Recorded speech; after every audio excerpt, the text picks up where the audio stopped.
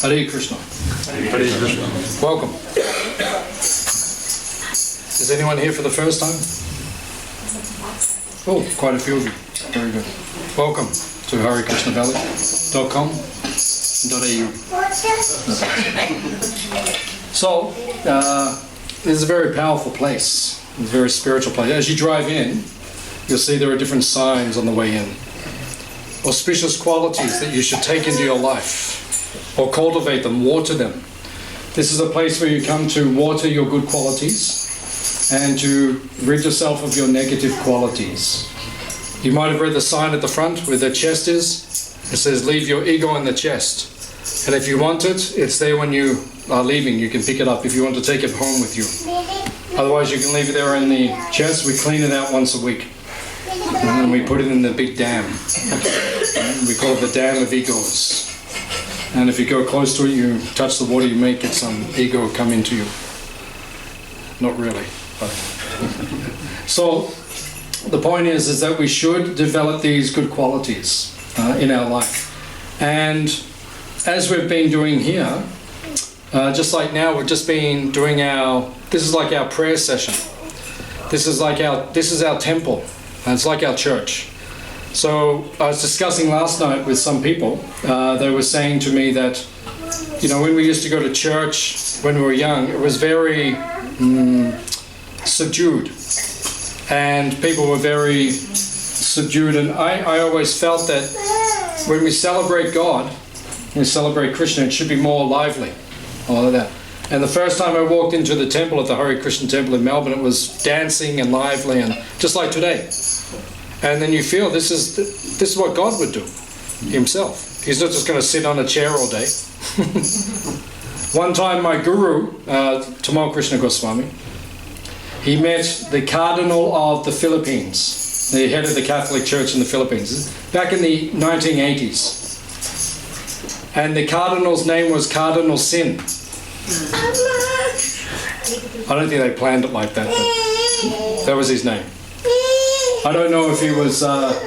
we also have a kids' room in the back.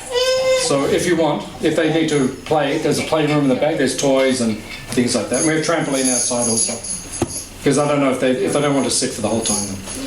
So he met Cardinal Sin. And he was having a discussion. And he said to the Cardinal, what does God do in the kingdom of God, in heaven?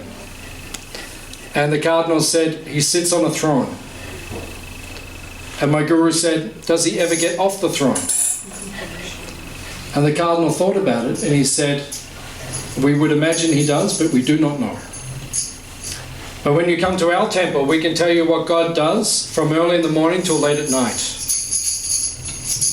We have in our information in the ancient teachings about his activities. We call it Leela. Leela means pastime. What he does, because he's a very playful person. He likes to sing and dance. Just like Nietzsche. If anyone studied philosophy, then you may know Nietzsche is a famous philosopher. He said, I would believe in a God who sings and dances. So obviously he never met Krishna. Because Krishna sings and he dances. So he's a very attractive God. He's the kind of God that I would like to live with one day. And sing, because I like to sing, I like to dance. So we can go there and you can sing and dance with him. So all these pictures at the back, they are like windows into the spiritual world. You see Krishna, he's the bluish person, God is a bluish person. And he dances and sings with his friends, and he feeds peacocks, and he plays with his cows, and he plays on the flute. He's a very colourful person. You see him, he likes to dress very colourfully. If any of you came here dressed like him, we would think, wow, who is this guy? So he likes to dress very colourful. Why? Because he is dramatic. Because every time you're with him, everything becomes colourful and dramatic. And it is called Leela. Leela means pastime. He is called Rasaraj. Rasaraj means he knows how to extract the most pleasure out of any situation. So it's never boring with him. Sometimes in this world it is boring. Isn't it? Do anyone find it's a little bit boring in this world sometimes? Anyone? Yeah. No one?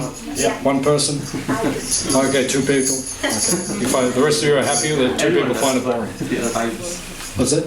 Everyone does, but there are certain times where you get that. Yeah, so yeah, it's not boring all the time. But sometimes it's boring. You know, sometimes you're sitting somewhere and someone says, "How are you?" And you say, "I am good." So you're not. So you might be or not be. And then you say, "How are you?" And they say, "We are good."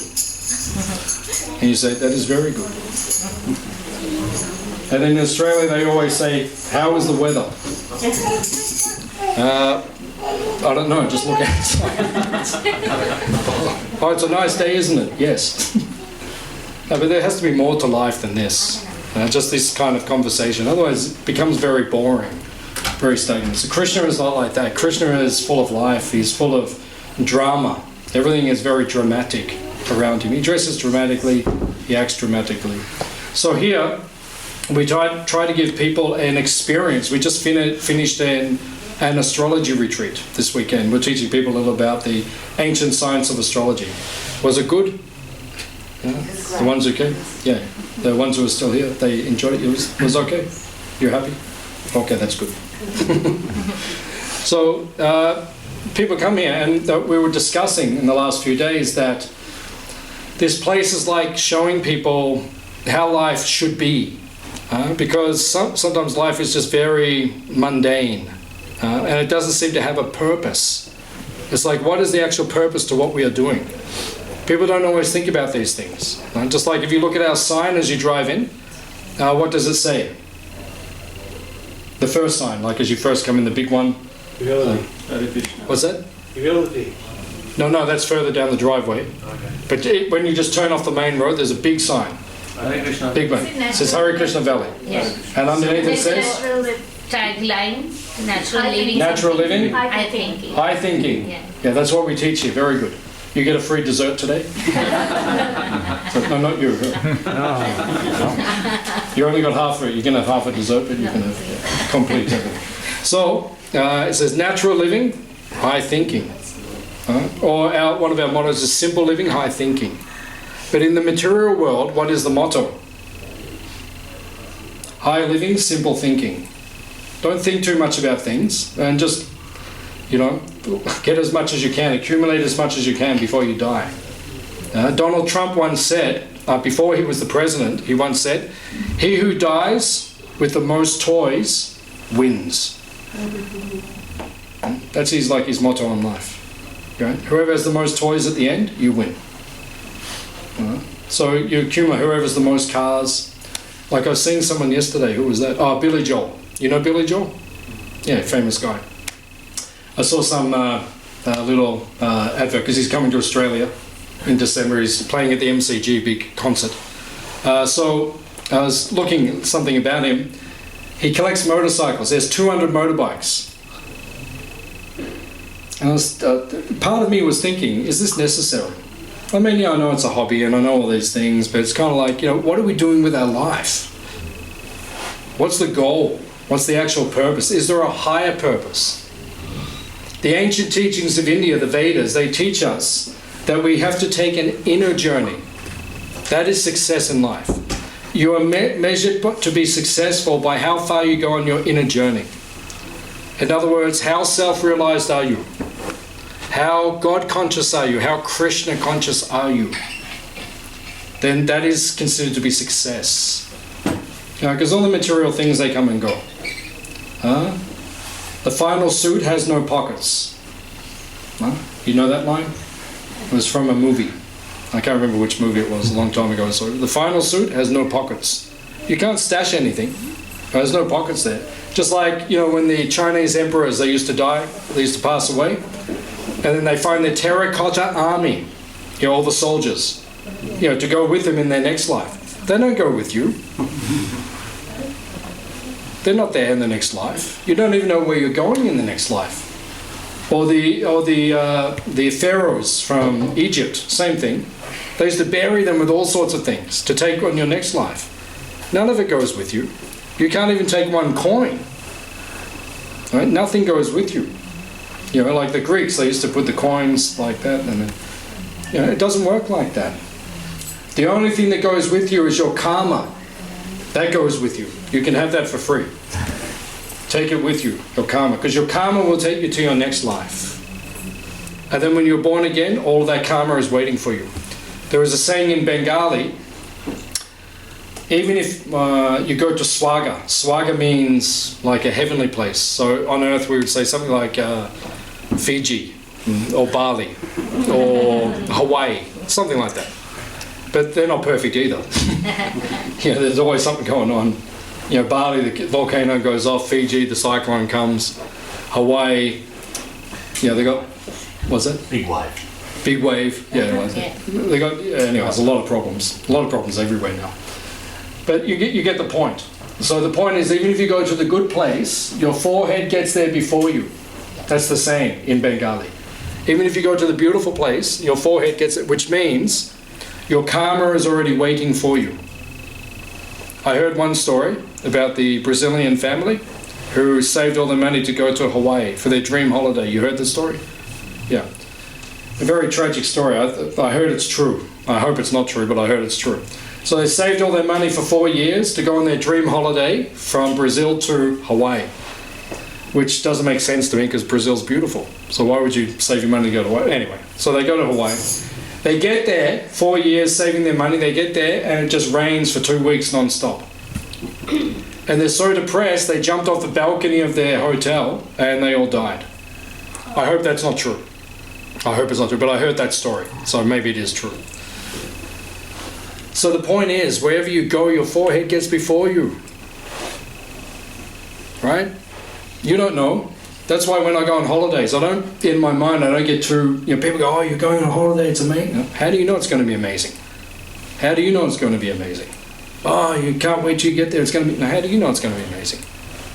One of my friends used to work in Cairns. Have you been to Cairns? Yeah. A very beautiful place, very beautiful.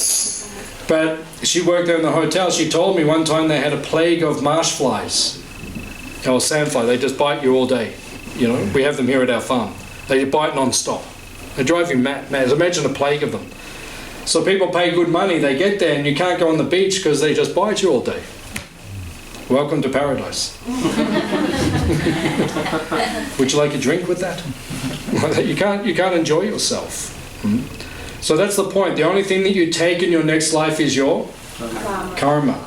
That will go with you. Now, you don't want to take your karma either.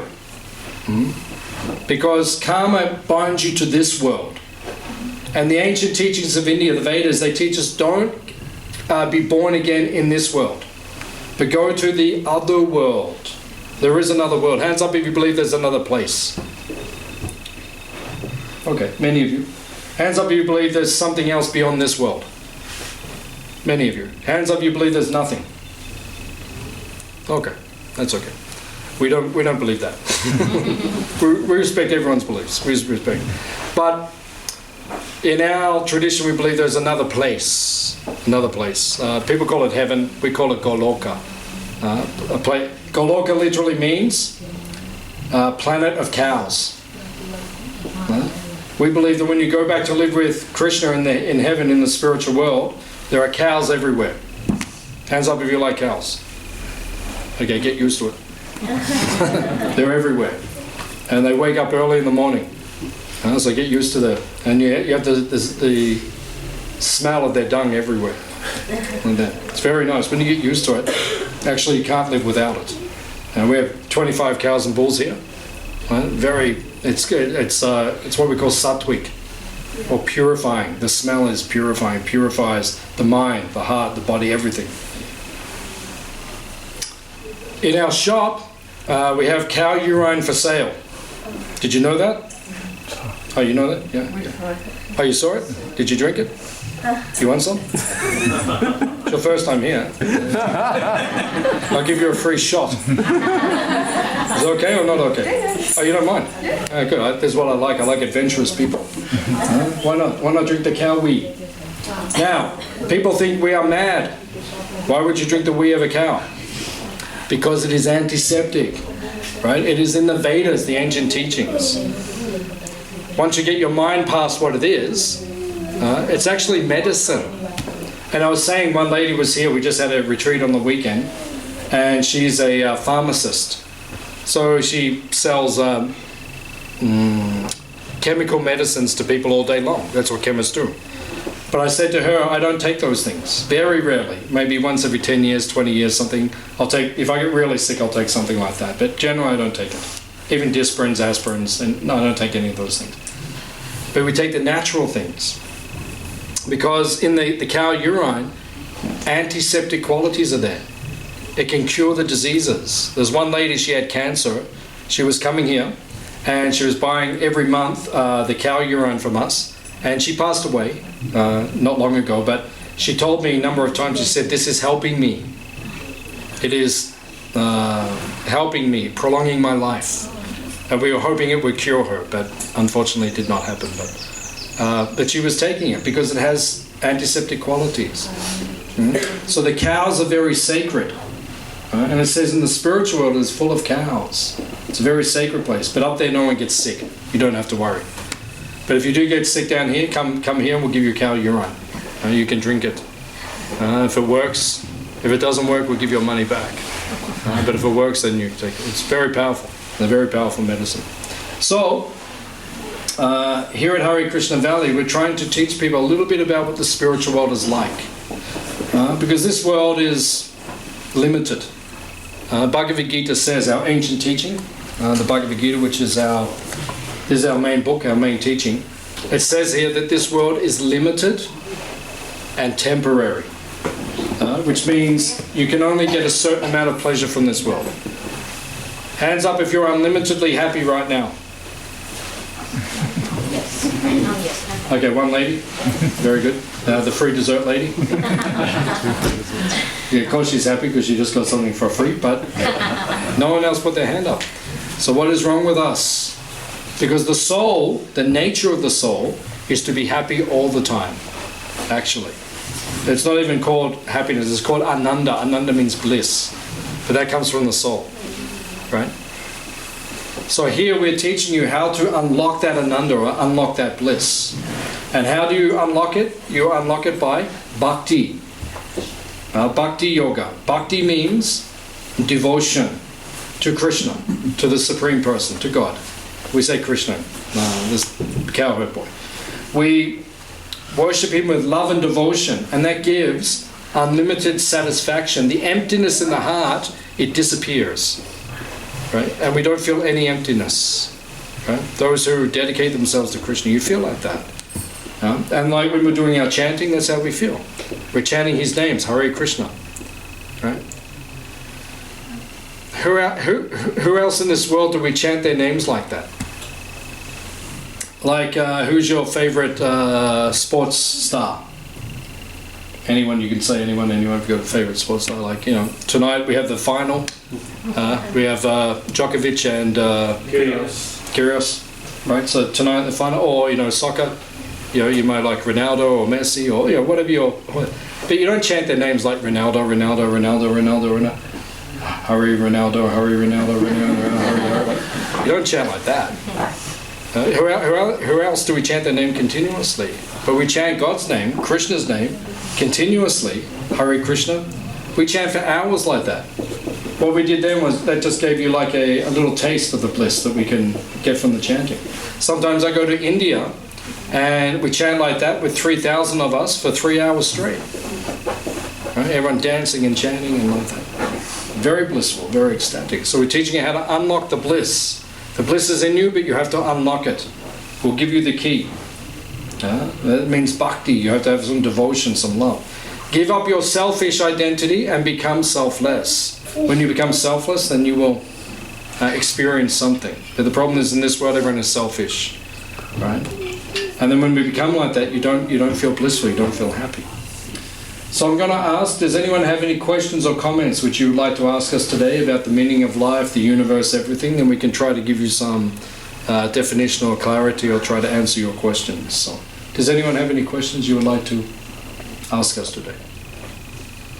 It can be about anything.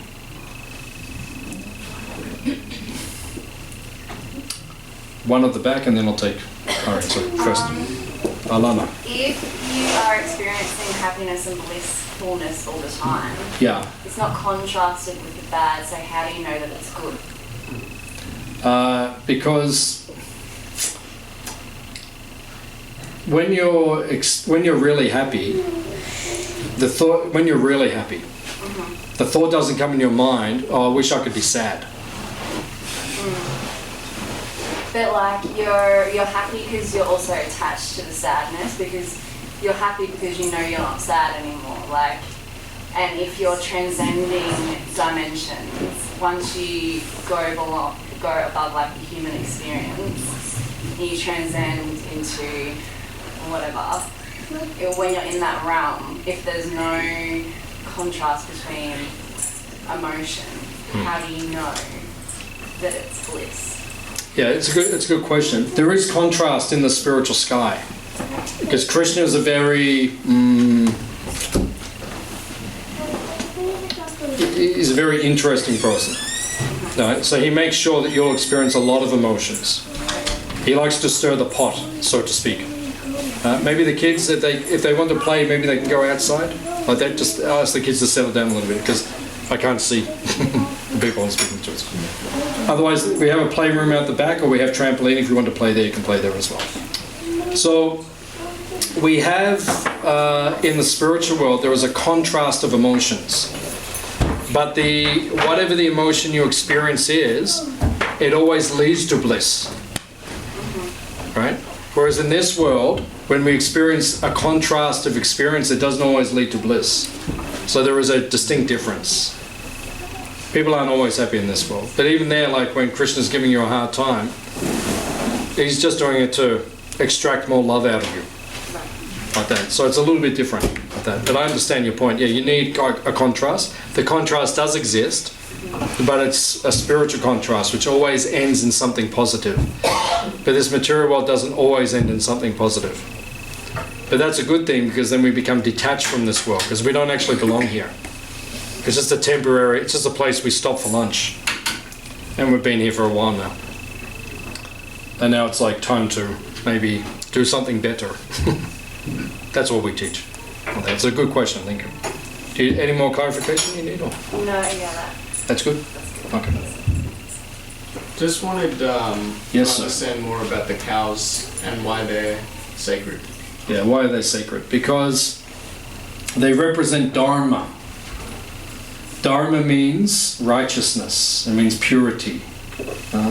So when you spend time with them, we have 25 cows, and we keep a Goshala here. A Goshala means a place where the cows are protected. Now, if you go around Australia, you won't find Goshalas, right? Everyone is engaged in cow slaughter. Right? Ultimately, the cows are killed. They get to a point and they become what they consider a liability, and then they just kill them. They sell them to the meat industry, to the abattoirs, and then they kill the cows because they don't want to look after them in their old age, because they cost money. So it's just, they see them as an economy, but they're not an economy. Just like you're not an economy. If we treat you like that, that's exploitation. You know, if we start killing the old human beings in Australia, what will everyone say? Oh, that's not right. We can't do that. Stop that. Everyone will protest. We start killing the old people. You know, they're causing us too many problems. Let's just start killing them all. Like that. And who would do that? But we do that with the cows every day. In Australia, in Brazil, in America, in India, the 4 biggest beef producing countries in the world, they're just killing the cows every day. Right? So the cows are sacred, and when they are protected and peaceful and happy and there's no exploitation, here they are born and they die without fear of death. Not fear of death, but without fear of exploitation. So when you treat them like that, because that is Dharma, that is pleasing to God Himself, Krishna Himself, your life becomes peaceful and auspicious. That's why we're strictly vegetarian. We won't eat the meat, because otherwise you get the negative karma. You can say, well, I didn't kill the animal, but you paid someone to kill the animal, so you'll get the karma.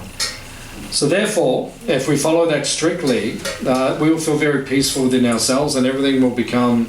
So this place is an example of how we should live, like that. So why the cow? Why specifically the cow? Well, for some reason, God, Krishna, has chosen the cow. And when I meet him, I will ask him, I say, why did you choose the cow? And when he gives me the answer, I'll send you a text. And I'll say, Ari, this is the reason specifically. So sometimes I think as well, why did he choose the cow? But he did. But the point is the cow is Dharma personified, is goodness personified. And when you spend time with them, especially our cows who are protected, their energy comes into you. And it makes you feel very different in your heart and your mind. Your consciousness becomes... And like I said, this Goshala, we keep it here to protect them. But actually it's for everyone in Australia. Anyone can come here, and everyone should come here and serve them. Right? And spend some time with them.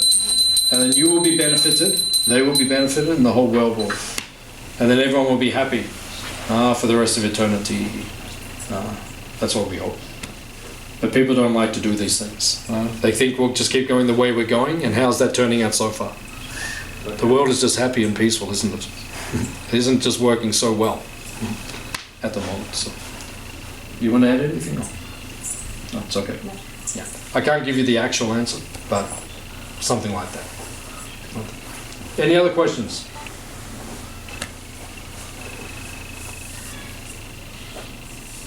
Yeah. Hare Krishna Prabhu, is there a reason on the number of rounds that you do in the morning for chanting? Because some do 18, some 16, some 64 even. So is there any reason on that number or any significance of it? Yeah, we chant on our beads. Does anyone have their beads close by? Yeah, they have beads. So we see there's 108 counting beads. These are Shubha Lakshmi. She has 108 beads. These are like our meditation beads. So the Buddhists, they also have 108 beads. Different traditions, they have 108. So then we chant each mantra, the Hare Krishna mantra in meditation every day. Hare Krishna, Krishna Krishna, Hare Hare. Hare Rama, Rama Rama, Hare Hare. Each mantra and each bead. So it takes 108, so it takes about 7 to 10 minutes to go around. And then when those of us who are serious, we make a commitment to chant 16 rounds a day. So we'll go around 16 times. So 8 is said to be a very spiritual number. 16 is a derivative. 64 is like that. So that's generally why people chant those certain numbers, because they have potency or auspiciousness in them. So we recommend that you chant 16. If you can't do that, then chant 32. And if you can't do that, then do 64. If you can't do that, do 128. And if you can't do that, do 192. And if that's difficult, come back and see us next week. Is it okay? Thank you very much. Any other questions? What were some of the verses when we were singing earlier? Like what The ones that we sang? The one, like the leader of the chorus was singing. Yeah, when we started the chant? Yeah, very good. A nice question. The first 2 verses are what we call pranam. Pranam means respect to our guru. Our guru, the founder of the Hare Krishna movement, he's on the seat of honor. That is Srila Prabhupada. So the first 2 verses were pranams, where we offer respect to him. Because in our tradition, the guru is given great importance, because he is the representative of God, of Krishna, and he is the one who brings us back to Krishna. So therefore we offer respect to him, because we never think that we can approach Krishna or God directly. We need a guru, we need a guide, someone who can take us. I was discussing this with the guests last night, that sometimes in other fields of knowledge, like if you go to university, you study medicine, or did you study something? Surveying. Surveying, yeah. So surveying or engineering, you did engineering, was it? Yeah. Yeah. So people study different things, or veterinary science or whatever it is. So whenever you study something, you have a teacher, right? So a teacher effectively means a guru, right? The word guru means heavy. So who is the teacher? He's heavy with knowledge. He knows things. Otherwise, he's not the teacher. You ask him a question, he has to know the answer. So when it comes to all the different fields of knowledge, we need a teacher or a guru. But unfortunately, in this day and age, people think you can find the truth in spirituality yourself. People say this to me sometimes. They say, we don't need a guru, it's all within you. You just have to find it. Okay, well, that doesn't work in any other field of knowledge. People say, well, I don't need a teacher, I don't need a guru. I just go on Google, or I just go on YouTube. But if you go on YouTube, that's someone's teaching you. You know, there's not just a light there that's just going, and you just look at it and then you, now I know how to survey. I can survey everything. I know, yeah, it doesn't work like that. Someone has to teach you the science like that. So in spiritual life, we also need guru. We need a teacher. That's why we place so much emphasis on having a guru or a teacher in spiritual life. And then the third mantra, Sri Krishna Chaitanya, Prabhu Nityananda, Sri Advaita, Gadadhar, Sri Vasadi, Gaura Bhaktivedanta. That is a mantra which worships an incarnation of Krishna and his associates who appeared in India 500 years ago. And that's called the Panchatattva, and that's the picture we have up here, these 5 personalities. So we're chanting mantras in honor of them. And then finally, we mainly chant the Hare Krishna mantra, where we are honoring Krishna in his original form as a blue cowherd boy, God as the blue cow. That's how we see him. And Hare means his female counterpart. So you see in the picture at the back, then Radha, who is with Krishna, she is called Hare. So we worship the feminine, then the masculine in our tradition. Because people these days, they say, why does God have to be a man? People always say this these days. Why does he have to be a man? Or when you meet him, ask him. And say, why are you a man? And he'll say, because that's what I am. I'm God. I can be anything I want. But in our tradition, we don't just worship him, the masculine form of divinity. We worship his energy or his representative, who is the female form of divinity. So we worship the yin and the yang, right? Or the masculine and the feminine energies together. So we always say Hare Krishna, which means feminine, masculine, like that, together. That's how we see the absolute truth. We never worship Krishna without Radha, without his female counterpart. So that's a breakdown of the mantras. Thank you. Thank you. Very good question. You always bring intelligent people to this. So thank you. Any other questions? Yes? How do we know there is a world beyond this world? That is between you and whoever is above us. Because some people don't believe there is anything. So that's their prerogative. They can believe like that. For me, because we can only prove it to ourselves, right? You can't prove anything to anyone. Like I can't prove to you there is another world, right? But you can prove it to yourself, right?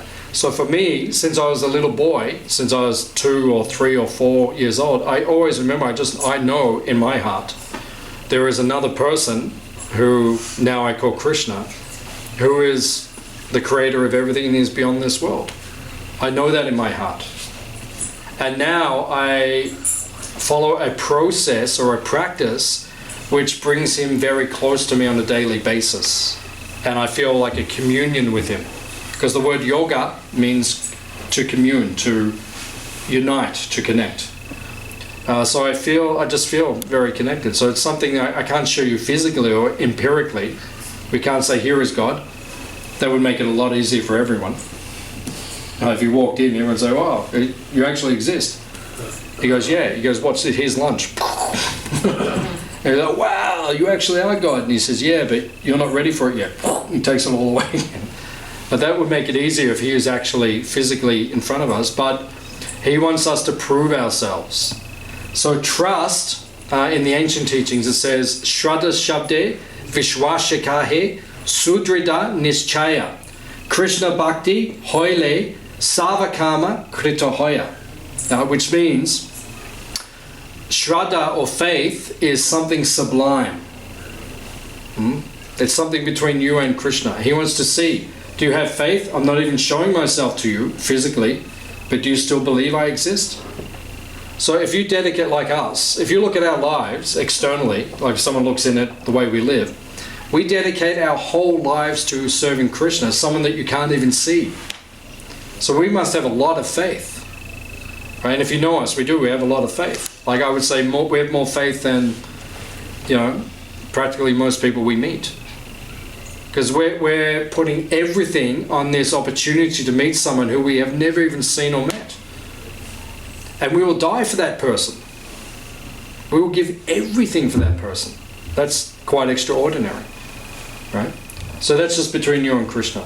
Right? If you feel that in your heart, then we can help you water the plant and make that love grow. But that's between you and Krishna. That's why we say to anyone, it's up to you. If you believe or not, that's up to you.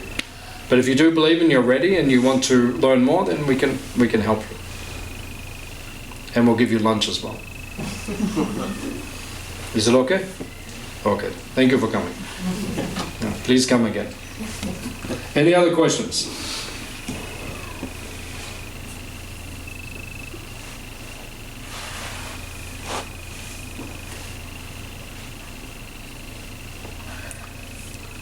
Everyone has attained enlightenment. It's good. It's good. But if you haven't attained enlightenment, then please ask something you can. Can you explain a bit about reincarnation, please? Can we speak about reincarnation? Yeah. Yeah. Like how it works or something How like it that? works, yeah. Yeah, how it works. Krishna says in the 8th chapter of the Bhagavad Gita, he says, Yam yam vapi smaram bhavam, which means whatever you think of at the time of your death, that's what you will attain without, what's the word he uses? Fail. Without fail. Thank you. Well, it's been a long weekend. Ari and I are exhausted. We've been running a retreat the whole weekend, so this is the 5th discussion I've led in 2 days. Is it 2 days or 3 days? I don't know. I can't remember anymore. But yeah, thank you all for coming. So, yum yum, without fail, whatever you're meditating at the time of death, that's what you will attain. That's called reincarnation or transmigration of the soul. So, if you've had a near-death experience, those who have experienced it or people who have experienced, they tell us, your life quite often flashes before your eyes. So it's like everything goes in slow motion, you see like your whole life. And then that leaves like some impression on your consciousness. And usually what you meditate on is what you're most attached to. So if you're really attached to something, that's what you'll gravitate towards, and that will lead you to your next destination. So for us, we don't want to be born again in this world. We want to go to the other world. So we have to break our attachments to this world and make our meditation on Krishna our main meditation. So that at the time of death, if we're thinking of Krishna, we can transcend this world and go back to live with him in the spiritual world. So that's what we're cultivating, that desire. So that's why we do so much chanting. We do 2 hours of chanting a day, because we're trying to meditate on Krishna and solidify that relationship. So that's how reincarnation works. So if you live your life like an animal, you will become an animal. If you're cruel to others, you will be punished. You will be taken to a lower species, and you will live in a very difficult situation for a long time. So you have to be careful.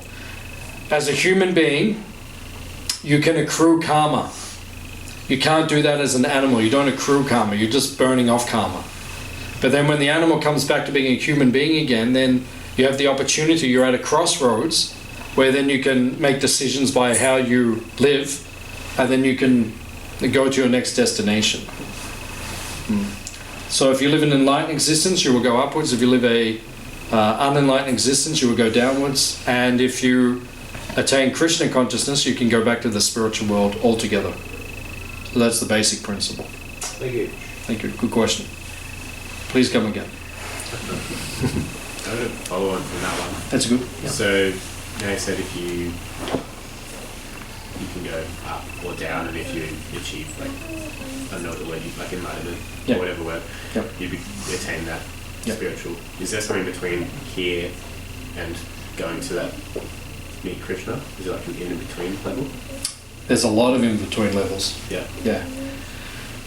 If you look at the universe from the side, like take a snapshot, if you go back about 3.5 trillion kilometers, right, and you look back at the universe, it has 14 levels, and we're in the middle. We're about the 7th. So it's like, if you're at Mars and you're going up and down on the, men's clothing's on level 3, and it's like that. So you're going up, right, or you're going down. So we're right in the middle at the moment. As a human, you have the ability to go up or down. So in between the spiritual world, there's another 7 levels, and it's where people become more enlightened. But that's a very gradual. But it is taught in the ancient teachings that right here, right now on earth, you can attain full enlightenment and go directly to the spiritual world. You can't do that from all the planets in this world, because there are many planets, and they're all civilized according to the ancient teachings. But you can only do it, or this is one of the only planets you can actually do that from. So it's so simple. You just stay here on earth, you just dance and chant Hare Krishna, meditate on Krishna, and then at the end of your life, if you're doing that in your consciousness, you can actually go to Krishna. So it's considered to be a very powerful experience. Even though it seems very simple what we do, and for some people it may seem overly simple or a little strange or exotic or whatever it is, but actually, if you connect to it on a very deep level, it's very profound, and it can actually take us much higher than what we could imagine. Practically so. Does that answer your question? Yeah. Okay, very good. Thank you. Any other questions?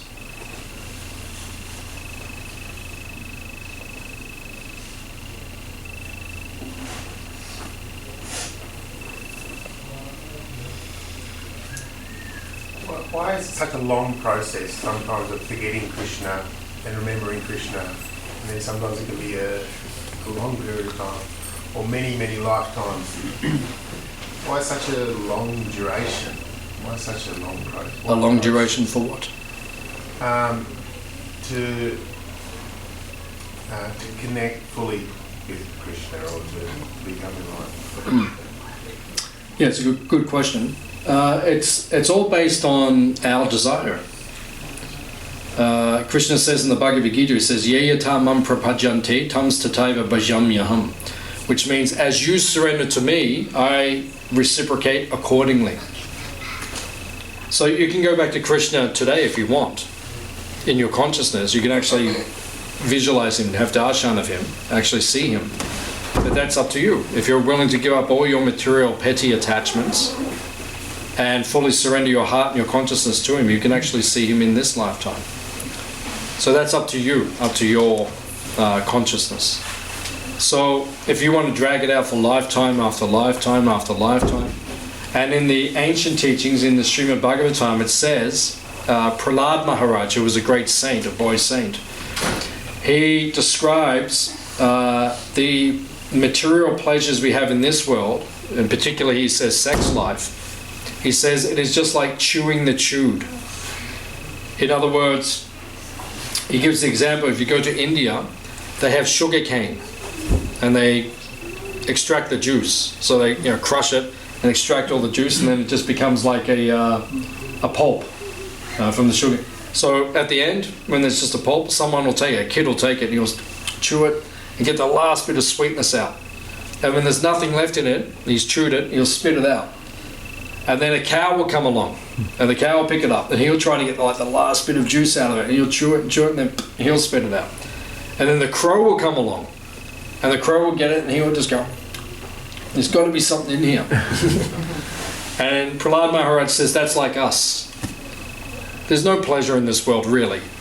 I mean, the pleasure is limited compared to spiritual pleasure. But we just think, no, this time it will work. This relationship will work, or this person will work, or this situation will work, or this location will work, or this experience will work, or this drug will work, or something. Like we just think, and we'll just get one more little bit of it. It doesn't work like that. So it's up to you. You can do it as quickly or as slowly as you want. If you want to take lifetimes, no problem. We can facilitate that. And if you want to do it quickly, come and see us, and we can speed it all up for you. So it's up to us. That's the answer. You want to add something? Or? It's okay? Yeah. So yeah, be as fast or as slow as you want. But if you come to this place, we put you on the fast track. If you're ready for it, we can speed it all up. You can finish up in this lifetime. Go back to a place where there's no birth, there's no death, there's no old age, there's no disease, there's no taxes, no one works, there's no internet, there's no coronavirus, and you get the picture. The place is superior. It's in Bhagavad Gita, Krishna says, he says para prakriti. He says my place is para, which means superior. And he said the other place which you all wanted to go to, that is called apara. and it doesn't work so well. Everything breaks over time. Why do we have to get our cars serviced? Well, nothing works here. Everything breaks down. It's like the whole place doesn't work. Yesterday morning in the retreat, the hot water stopped working. We had to get the plumber. It's like nothing works in this world. It's funny, every time we have a retreat, everything starts breaking down. It's like just to test us in our devotion, even more so. So that's the basic principle. It's up to you. You make it quick or you can make it fast. Any other question? Yeah, another one. Yeah. Why do we take our shoes off? Why do we take our shoes off? In India, and not just India, but all through Southeast Asia, it's a common practice because it's considered to be clean. Because if you make the house unclean, then it will become what we call tamasic or dark. The energy will lower. So then we don't bring our shoes inside just to keep everything clean. So then like what we call sattva or illumination takes place. And it says that when places become too dirty, they attract negative energies. So you don't want to attract that kind of thing. So we don't wear inside. We don't wear shoes because it's all through. It's not just like all through India, all through Southeast Asia. It's very common practice. It's a more enlightened culture. The West, because where does the sun rise? In the east, right? So it comes up in the east. So then it goes over the eastern countries, and then it goes further. Goes to the west, and then it starts again. So you see the Western countries, they're less illuminated, right? All the spiritual knowledge comes from the eastern part of the earth, right? The really profound stuff. And that influences the Western thought. Even Plato, Socrates, Aristotle, their influence came from the east. And they're the fathers of Western thought. So it's just part of Eastern practice. So when you get used to it, it's kind of natural. But the West, it just takes time in the West for things to catch up. They'll get there. They have to get there because it's a big mess now. Oh my God, I've never seen such a mess. I've been on this earth for over 50 years. I've never seen it like this. You just put on the news. It's just like my wife's father rang her in the morning about a month ago, about 6 in the morning, and he rings. He says, I'm depressed. I just looked at the news. He said, I don't know why I look at it anymore. It just makes you depressed. And she said, well, maybe don't look at it so much. Because it just gives us, it's like, they're just making a mess of everything. It's like, are they actually planning to make it this messy? Or is it like, you'd have to put a lot of thought and energy into it to make it the mess they're making at the moment. Environmentally, ecologically, socially, economically, politics, everything's very messy at the moment. So if they went back to Eastern thought, they could improve things dramatically. That's our opinion. Any other questions? Just a quick one. What's Yes. the difference between someone who is praying and chanting and expecting to get to that next level, and somebody who's not praying and chanting but just doing good deeds and living life peacefully? What is the difference? Yes. Like, would the other person also get to that spiritual world you're referring to, or just the people who are praying, chanting, and trying to connect? Yeah, it's a very good question.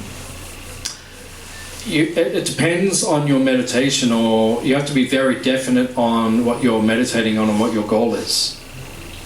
Because like you said, you can pray and chant, but who are you praying to and whose names are you chanting? Because there's a lot of mantras out there. There's a lot of focus, and not all paths lead to the same destination. So if you want to go to Krishna, to God, then we have particular mantras, particular prayers, and that will take you there. But if you want to go other places, and then you can chant many mantras and worship many deities and so forth, then you will go to different destinations. They don't all lead to the same place. And then you said, like, if you just live as a good person, that doesn't take you back to God, right? That brings you back to this world, but then you have good karma. That you have to come back to this world. Yeah, you'll be born in Switzerland or something. Wherever the good places are. How's Switzerland going these days? I'm not sure. Not so good? You don't know. I don't know, but I'm just trying to think somewhere. I always have this picture in my mind. Switzerland's really nice, or I'm not sure. So yeah, your karma will take you just back to this earth again. Even in Switzerland, they have problems. Roger Federer can't play tennis anymore. There's a lot of problems. So, things are happening in this world. Tell me. So yeah, not everything just takes you to the same place. It's up to you. It's whatever's in your heart, your desire. Krishna says, whatever you desire, I will reciprocate. If you just want to be happy in this world, go lifetime after lifetime. He can facilitate that. But if you want to end the suffering, go back to the spiritual world, we can facilitate that also. Is it okay? You want to ask anything else? Or? No, at this point. Not this way. Yeah. Lots of questions. Yeah. But it just means that it's not, sometimes people think, sometimes we hear people in churchianity. People who go to the church. I wouldn't even say it's Christianity, because I don't think it's what Jesus taught, but churchianity, this modern kind of version we have of it. They say that, when you just die, if you've been a good person, you'll go back to heaven, and it's not that simplistic. Did you earn your right to go to heaven? Are you sure that everything you did was good? How do you know everything you did was good? Just like we see people sometimes, they raise, you go to the church and they want to raise money for the church, so they have a sausage sizzle. But they're giving out sausages, they're giving out meat, they're killing animals to feed people, and they're saying that's bad karma. But they're saying, oh no, it's good because it's for the church and you do that and you raise money for it. People they're covered by confusion. They don't actually understand really enlightened teachings. Jesus did not eat meat. You can be sure of that. He was the most enlightened person. And he wouldn't be impressed with his followers doing it either. Do you remember in the Bible, I don't know if you know, but he walked through the market and he started tossing all the tables. Yeah, he wasn't like a peaceful person. If he saw something wrong, he would do something about it. What do you think he would do now if he came? He would tell them all, hey, what are you doing? This is not my teaching. So we have to understand, whatever you do, that will lead to a particular destination. It's not so simple. Just be good and you think you go back to God. It doesn't work like that. If you want to go to God, you have to show your bhakti or your dedication to Him. Then you will go to Him. Is the destination called Nirvana? Is that what they refer to when you say Nirvana? It has different names. Yeah, Krishna at the end of the 2nd chapter of Bhagavad Gita, he uses the word nirvana. Nirvana. Right? Nir means without. Vana means the forest. So it means a place where there's no forest. Nirvana. Right? So what does that mean? A place where there's no forest, because he lives in a forest. So it means no material forest. It means beyond this world. That's why it's called nirvana. It means beyond this world. A spiritual place. That's all. Yeah. So you call it whatever you want, but if you want to get there, just let us know. Send me a text and I'll put you on the right track. TK? Okay. Good. Any other question? Is there any particular time for chanting? Because I know people these days are too busy with their families, work life, everything they can't balance. Even though you want to connect with your Lord, you don't have time. And I've also listened with elderly people, if you want to chant, you have to do this at particular time, this particular time. So is there any particular time you... In the ancient teachings it says, Nam nama karibahuda nija savashaktis tatrapita niyamataha smarane na kalaha. Na kalaha means there is no time. No time is good or bad for chanting, it's all good. Now, you made an interesting point, we don't have time. Yeah, you have time. You're just not disciplined enough, that's all. Right? We get up at 4:30 in the morning. Right? When I'm hoping to go to India in a few months. When I go to India, I get up at 3:30 in the morning.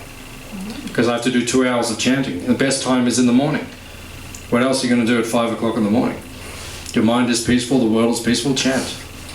So you say you don't have time, you just have to cut down your sleeping, that's all. You got time to sleep? Less hours to sleep also. What's that? Less hours of sleeping.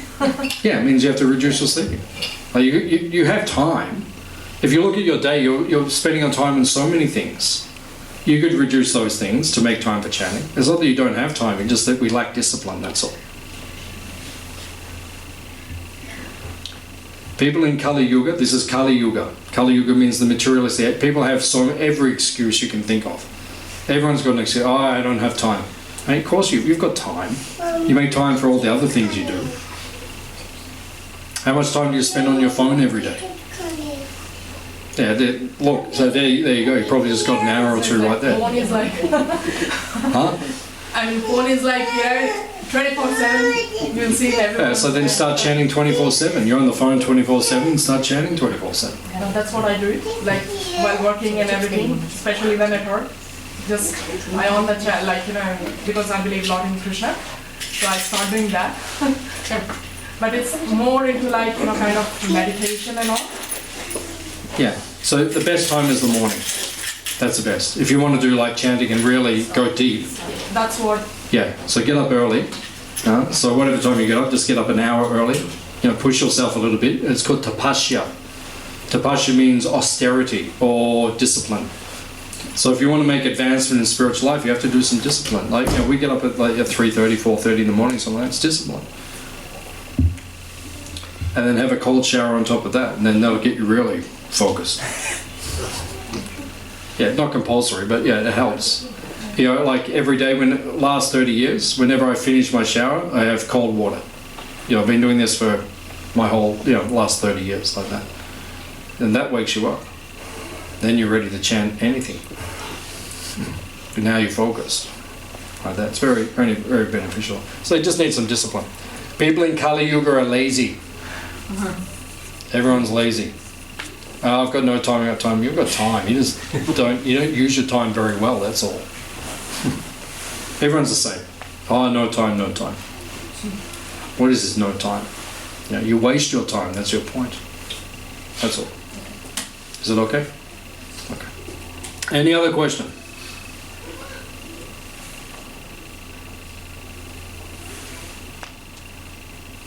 Okay. Has everyone attained enlightenment? You look very peaceful. Should we sit here in meditation for another 1 hour, or should we eat lunch? Or take a vote? Okay, everyone looks enthusiastic. You want lunch? Okay, no problem. Okay, so I have a free magazine just here. So if you want to learn more about us, that magazine's free, you can take that. We're going to have lunch now. I think we're going to serve it just out here. So you can grab your plate, just go out there, we'll have your meal. We have indoor dining if you want to go inside, or if you want to sit out, there's chairs outside as well. And then at around about 3 o'clock, about an hour from now, we'll go and feed the sacred cows. So if you'd like to join us, just meet us in about an hour and then we'll take you over there. Thank you all for coming. Hare Krishna.